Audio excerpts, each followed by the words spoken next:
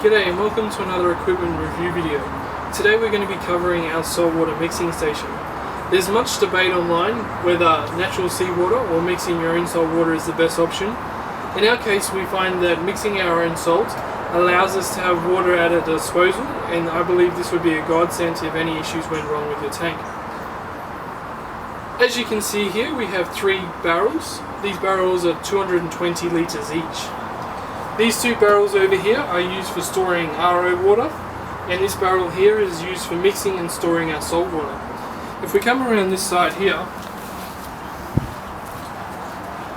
the water is first filtered through our RO DI unit here. It comes from our communal tank water, which we can measure the TDS as it comes in. We also measure the TDS as it comes out through this pipe up here into our RO barrel. As you can see here, that water then is filled into these 2 barrels here. These 2 barrels are connected via a pipe through the bottom of them, so any water that is filled in this barrel is also transferred and leveled out into this barrel. This means that we have 440 litres of water available to us when both barrels are full. This pipe, which connects them, also runs to this pump over here. Now this pump is only used to pump the water into our saltwater mixing barrel, but you can see here we have a fitting.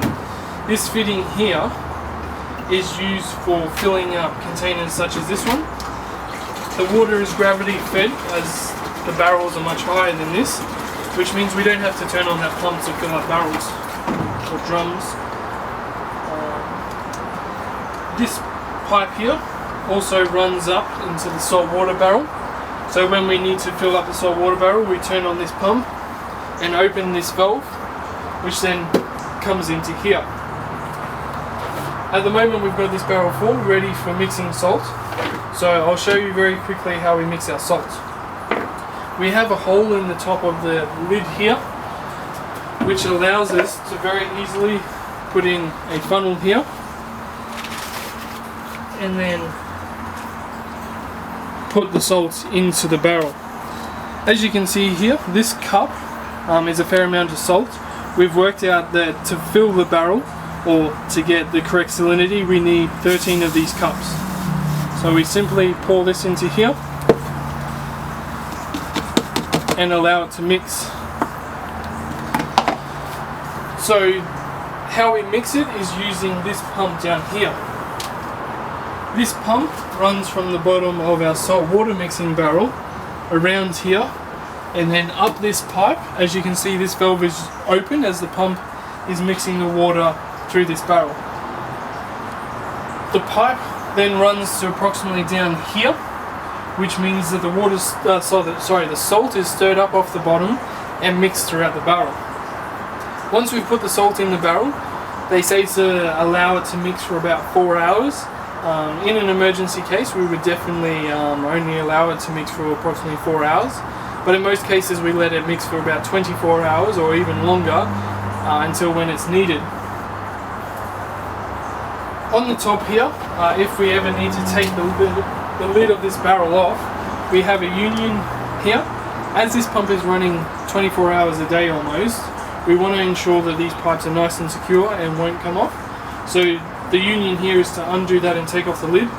For the RO pump, we simply just have the pipe loose in there, as there's no pressure that's going through this pipe. When it comes to using the salt water, it's in the same case as the RO. We have a tap fitting down the bottom here, which we can use a standard garden hose to pump it into our tank through this pipe here, through this hose here.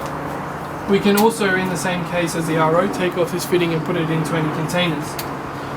To do that, we leave this pump running and we turn this tap on, turn this tap off, and therefore we then have pressurized water that we can use to pump directly into our tank, as it's much higher than the barrel. So now we've put the salt in this barrel, we'll let it mix and we'll do a water change later today. If you have any questions or would like me to clarify anything with our setup, please feel free to leave a comment. Otherwise, rate and subscribe. Thank you very much for watching.